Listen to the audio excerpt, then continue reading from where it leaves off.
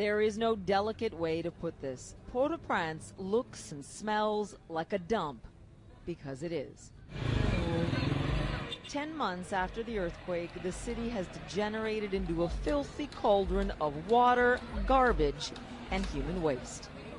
The garbage situation has always been a problem here, but now no one pays any attention to where they dump it, and the government makes virtually no effort to pick it up. As stated before, waste management was under-resourced prior to the January 2010 earthquake, and worse after the disaster. The rubble created by the earthquake only increased the severity of the problem, and as a result, waste has the potential to become a resource that is currently going unused in the country. This act of recycling will give Haitians both a dwelling for their families and a cleaner environment. Port-au-Prince received the most severe exposure from the earthquake. 235,000 evacuated with government assistance as a result, and over 1 million people became homeless, while almost 40% of the total population was hit hardest. And besides earthquakes, Haiti is also vulnerable to other natural hazards such as cyclones and floods.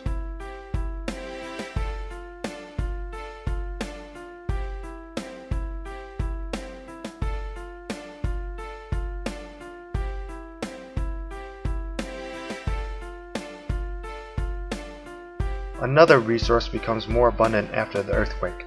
Nearly 40% of the rubble created by the earthquake remains today. This waste can be collected and sorted to create different elements, and it can be repurposed into the architectural realm. The population is almost 10 million and projected to grow 50% by 2040. Right now, roughly 10% have a disability, a 59.9% literacy rate. There is an average of 4 children per woman, and roughly 70% of the population survive on less than $2 a day, making the majority of the country lower class and making low-cost buildings the only feasible option. The average Haitian household consists of 6 members, and that becomes the target design of these individual homes. The K house was a variation of West African earth dwellings and were mostly found in the south, where it symbolized pride and independence. It can easily become longer and are room wide, making it well ventilated. Crow houses come from Spanish plans but also influenced by African traditions. It is typically raised for better breezes and storage. It can be grown by adding rooms on each side as well. The new dwellings would be based on these types of houses, offering inhabitants something familiar to live in and allowing families to adapt quicker.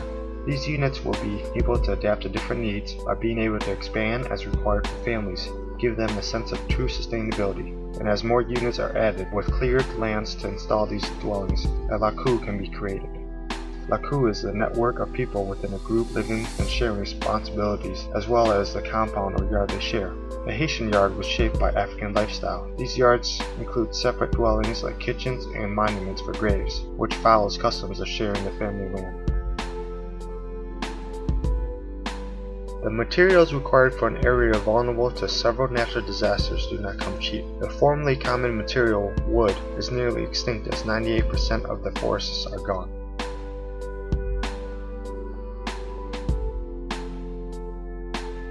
As an alternate, bamboo is grown and used within Haiti's neighbor and grows to maturity within 3 years.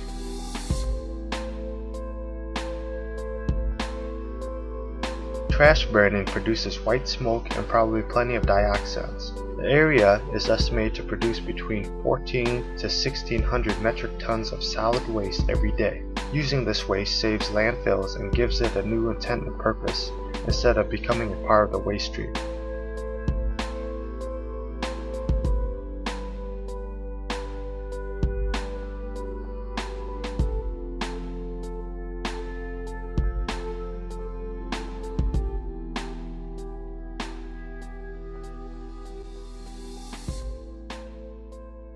Waste that cannot be reused can be crushed up, packaged in a tarp, and used as gravel bags, similar to earth bag construction. That is a technique that evolved from military bunker construction and temporary flood control methods.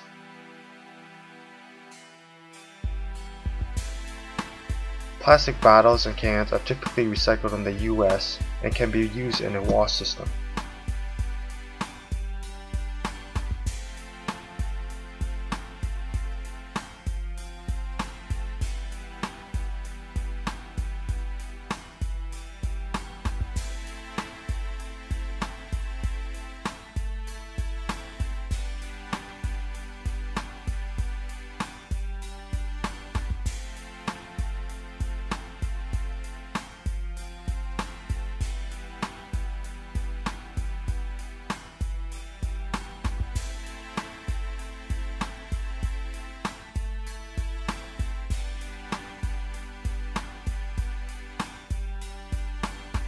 These dwellings are based on 8-foot square modules on top of waste-filled gravel banks to elevate the structure to prevent flooding. The framing will be constructed with bamboo and enclosed with plastic bottle wall panels. The dwelling will be topped off with an aluminum can roof. Through the use of a somewhat new but more retained resource in waste, Haiti, Port-au-Prince specifically, will find cleaner streets and fresher air. Waste will be used as a material, saving the forests and trees. The remaining waste and rubble will be repurposed and reactivated within a wall construction method, and communities will be rebuilt and affordable to the entire country. Haiti will be revitalized through the use of waste.